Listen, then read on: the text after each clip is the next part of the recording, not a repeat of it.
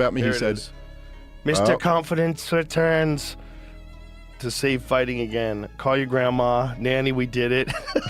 Watch and pay me. Fuck you, pay me. You fat Irish prick. You don't have my money. I put your brain to sleep. Who's that? What's that about? Who's he talking about? C is in the casinos after. The Mac loves yous all.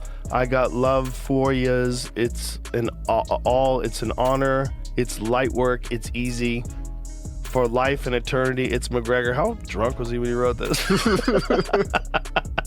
I do this fight game easy peasy. The sound of my shots off the head go bing in green dot laser form. Okay. Well, I really hope he is actually back. Expected hacks, because I'm coming in fast. I tell you this, how are you doing after your 5-round fight with Oliveira? I thought some of the shots went to the back of the head. You had an opportunity to repay the favor you didn't take. I was disappointed in the result and the outcome of the bout and the shape the bout took. But how's the body? How are you feeling? It is what it is, bro. How's Hawaii? I'm good. I look forward to seeing you again in Las great. Vegas. Hawaii's great, brother. Hawaii's great. I can't wait to see you in the Ninth Island, brother. How's Dublin? I heard you're sleeping in the gym, so that's great to hear, man. We're glad to have you back. I can't wait to get in there and mix it up, bro. We're gonna make some records. Max, your fight with Conor was an early loss in your career, and I know you've been very vocal about wanting to get that victory back. Oh, for sure. It's super fun, you know what I mean? But in Conor's words, I don't even think that's a loss. He said he only count finishes. And last time I checked, that was a decision. So we're on over into his fight, and I like this. I like this. Good. Ring the bell. I like. I swear. My head is everything here. My head is everything. Boom. I hope this. Then I hope this. Boom. Boom. Boom. Okay. Boom. Boom. Boom. The fight is over here. The fight is over here. And then I want this head. Boom. Boom. Boom. From here. Boom. Boom. Boom. End the fight. Forever. All day, all night. Why? His head is right here.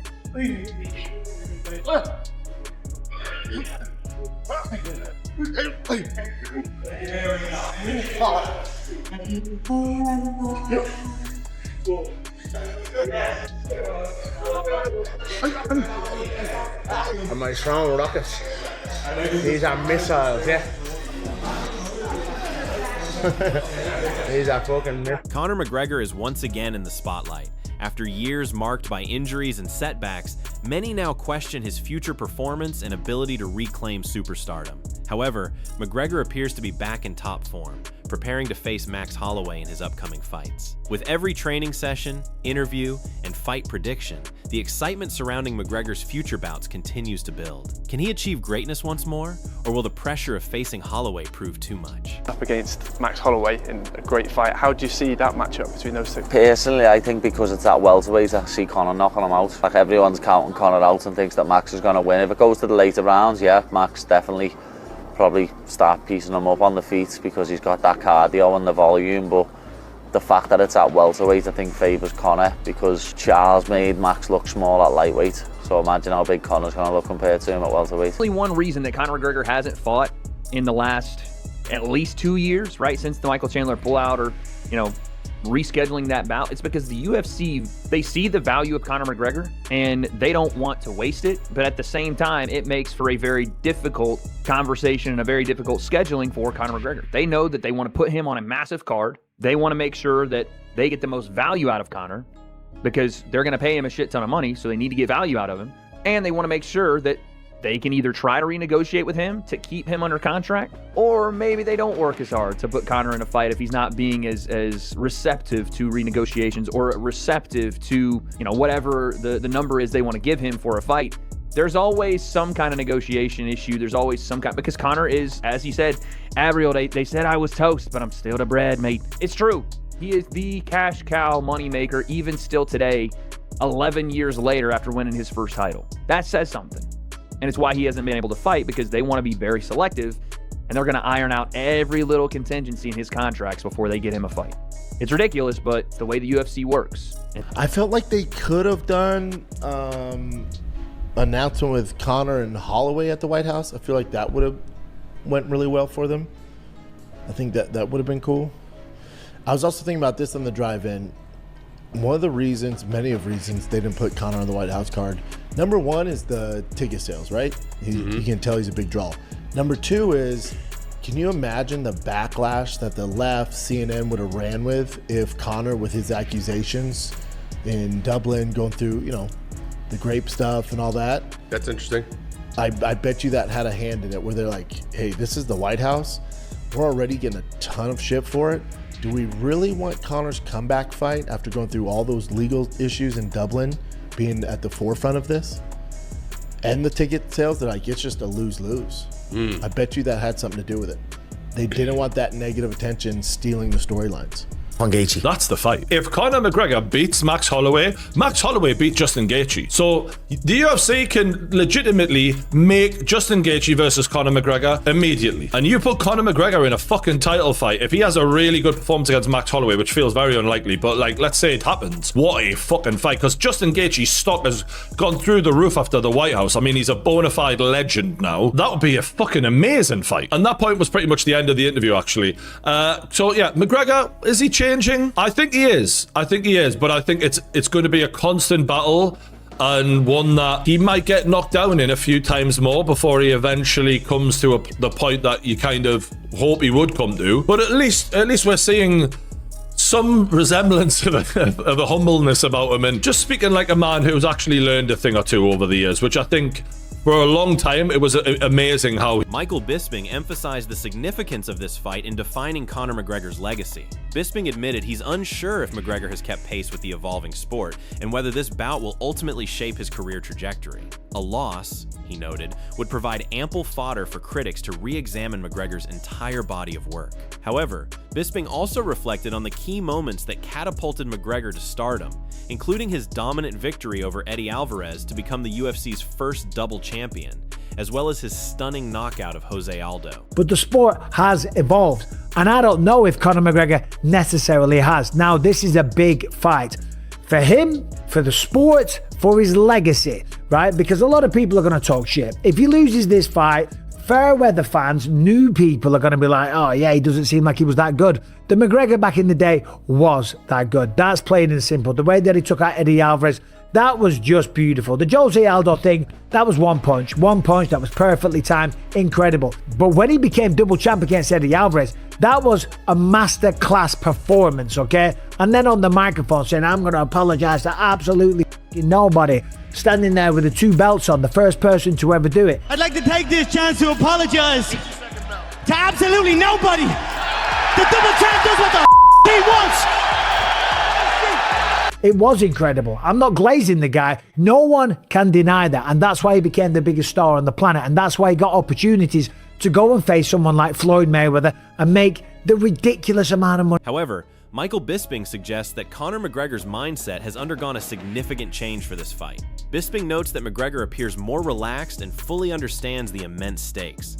He believes McGregor is acutely aware that he cannot afford the same level of carelessness seen in previous fights. Given his age, another loss would be unacceptable, likely leading to widespread pressure for retirement and potentially jeopardizing his legacy among the best ever boxers. He lives a quiet life on the island of Hawaii, okay, on Hilo or whatever whichever island it is, I'm not too sure off the top of my head. Max blessed Holloway. Where's he come from? Honolulu? I don't know off the top of my head. Let me know in the comment section, please. But still, what do you think about McGregor, this new version of himself? He does seem to have calmed down a little bit. He does seem to be taking this one very, very seriously. And he has to. Because if he doesn't get the job done here, at 38 years old, and I think he'll be turning 39 3 days after the fight, if he loses, people will be saying it's time. Yet, this isn't the only perspective fueling the ongoing debate. While Michael Bisping highlighted the match's significance for Conor McGregor's legacy, Paddy Pimblett is already forecasting a successful return.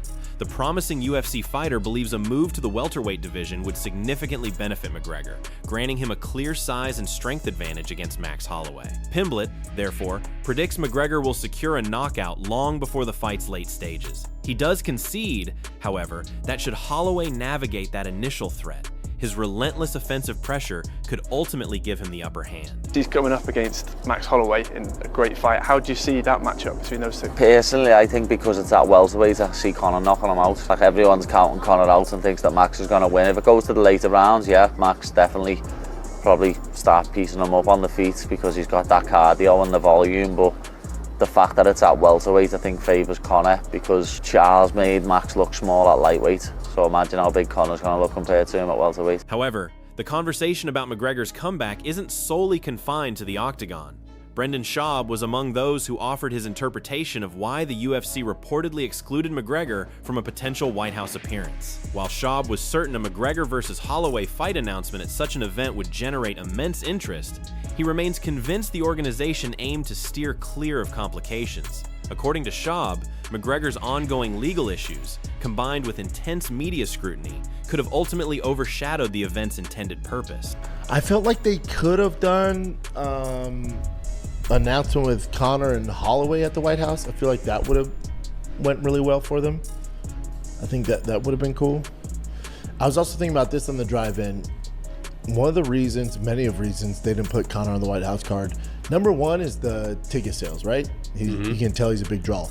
Number two is, can you imagine the backlash that the left, CNN would have ran with if Conor, with his accusations in Dublin, going through, the grape stuff and all that? That's interesting. I bet you that had a hand in it where they're like, hey, this is the White House. We're already getting a ton of shit for it. Do we really want Conor's comeback fight after going through all those legal issues in Dublin being at the forefront of this?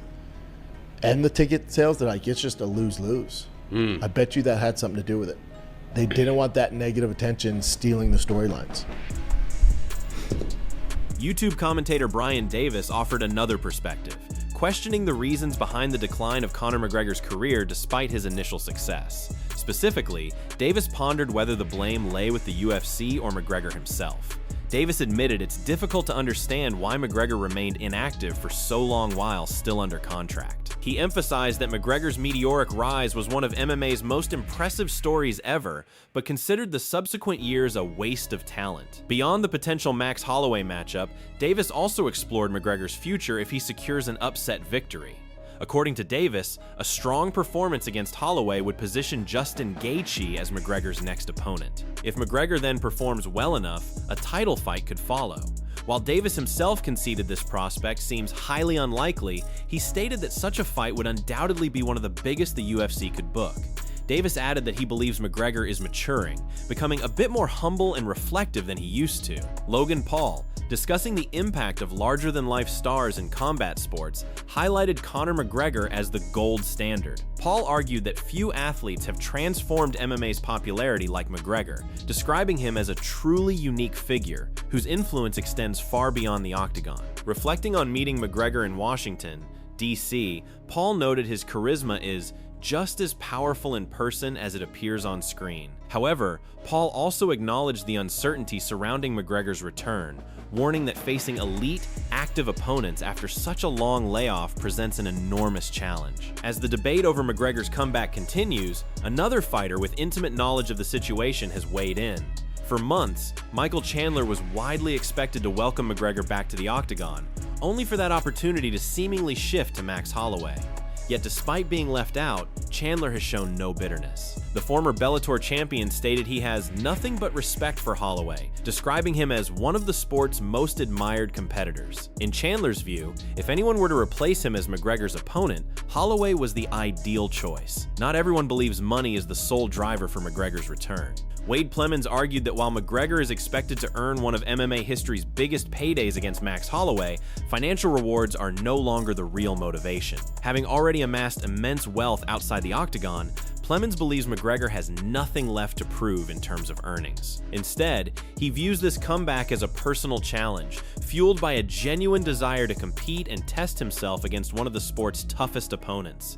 In Plemons' view, this passion for fighting makes McGregor's return worthy of respect. Plemons also suggested McGregor's lengthy absence wasn't solely due to injuries or personal setbacks. In his view, the UFC has deliberately waited for the perfect moment, recognizing McGregor remains the promotion's biggest commercial attraction. With a massive payday tied to every appearance, the organization aims to maximize the value of his return by placing him on the biggest possible stage. Plemons suggested that complex contract negotiations and financial discussions have also likely played a role. As McGregor himself has repeatedly claimed, he still sees himself as the UFC's biggest draw, making every decision surrounding his comeback far more significant than an ordinary fight.